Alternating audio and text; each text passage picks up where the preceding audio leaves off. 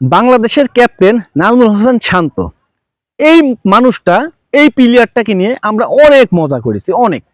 ভারতের মানুষও করেছে, বাংলাদেশের মানুষও করেছে। আসলে দুই দেশের মানুষই কিন্তু নাজমুলকে নিয়ে অনেক মজা করেছে। নাজমুল বাজে খেলা খেলেছে, মজা করতেই পারি, কিন্তু ভাই নাজমুলের চাইতো যে বাজে খেলা খেলছে ইন্ডিয়ার একজন ব্যাটসম্যান, সেটা কি আপনাদের খবর আছে? নাজমুল তো কত বাজে খেলা খেলেছে, তার চাইতো নাজমুল তো ভাই বিশ্ব ক্রিকেটে কিন্তু কোনো নাম নাই ভাই নাজমুলের। বিশ্ব ক্রিকেটের যে একটা নাম আছে, যেমন রোহিত শর্মা, বিরাট কোহলি, বা আছে আরো যে ব্যাটসম্যানরা আছে, বাবর আছে, রেজওয়ান আছে, মানে এই সব ব্যাটসম্যানদের ভিতরে কিন্তু নাজমুলের কোনো নাম নাই। তো নাজমুলকে নিয়ে মজা করলেও নাজমুলের অতটা যায় আসে না। কিন্তু ভাই বিরাট কোহলি লাস্ট 11টা ইনিংসে একটা 50 একটা 100 করতে পারেনি। এটা কি বিরাট কোহলির সাথে যায়? আমরা তো নাজমুলকে নিয়ে পড়ে থাকি, কিন্তু বিরাট কোহলির মতো নাম্বার 1 একজন ব্যাটসম্যান সে কিন্তু কিছুই করতে পারছে না। নিউজিল্যান্ডের বিপক্ষে বিরাট কোহলির জন্যই আসলে হোয়াটোয়া সহ, কারণ ওদের মতন সিনিয়র ক্রিকেটাররা যখন একটা 50-100 মারতে পারে না, তখন কিন্তু এমনি কিন্তু দল শেষ হয়ে যাবে। জুনিয়র যারা আছে তারা কিন্তু এমনি খেলতে পারবে না। তো সেইটাই হয়েছে। তো বাংলাদেশের বিপক্ষে দুর্দান্ত ভাবে আছে ইন্ডিয়ার ব্যাটসম্যানরা খেলা খেলেছে, সব ব্যাটসম্যান কিন্তু দুর্দান্ত ব্যাট করেছে, কিন্তু বিরাট কোহলি ভাই কিছুই করতে পারেনি। নিউজিল্যান্ডের বিপক্ষেও কিছু করতে পারেনি, 10টা ইনিংসে একটা 100 একটা 50 করতে পারেনি। এটা কিন্তু বিরাট কোহলির উপর যায় না ভাই, এটা কখনোই যায় না।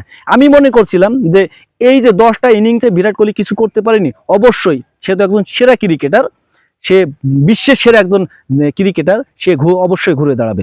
কিন্তু কি হলো, ইন্ডিয়া ইন্ডিয়া এমন একটা ইমার্জেন্সি খেলা, বা এমন একটা হচ্ছে খুব গুরুত্বপূর্ণ একটা খেলা, যে সিরিজ হারলেই ইন্ডিয়া চলে যাবে, আসলে কি বলবো, টেস্ট চ্যাম্পিয়নশিপের ফাইনালে উঠতে পারবে না। একটা লজ্জা ইন্ডিয়ার জন্য, কারণ ইন্ডিয়া নাম্বার 1 একটা দল টেস্টের জন্য, কিন্তু তারপরও কিন্তু ইন্ডিয়া টেস্ট চ্যাম্পিয়নশিপের ফাইনালে খেলতে পারবে না। তো এটা তো অবশ্যই হতাশাজনক। কিন্তু এই যে বিরাট কোহলি, আমি মনে করছিলাম অস্ট্রেলিয়ার বিপক্ষে অবশ্যই প্রথম টেস্টে হয়তো বা কিছু একটা করে দেখাবে, কারণ ওদের মতন বড় প্লেয়াররা সবসময় বড় মঞ্চে খেলা খেলে। তো কি হলো, মাত্র 5 রান। মানে তার মানে কি, 11টা ইনিংস একটা 50 একটা 100 নেই ভাই। এই বিরাট কোহলি যে অবস্থা ভাই, ইন্ডিয়ার এই ভরাডুবির কারণ কিন্তু বিরাট কোহলি, রোহিত শর্মা, এদের মতন সিনিয়ররা। আপনি দেখেন, খেয়াল করলে জুনিয়ররা বরঞ্চ ভালো খেলছে, কিন্তু সিনিয়ররা খুবই বাজে খেলা খেলছে, খুবই বাজে। তো আমি মনে করি ইন্ডিয়া জিততে হলে অবশ্যই সিনিয়র প্লেয়ারদের কামব্যাক করতে হবে, বিশেষ করে বিরাট কোহলি নাম্বার 1 একজন ব্যাটসম্যান, তাকে তো কামব্যাক করতেই হবে।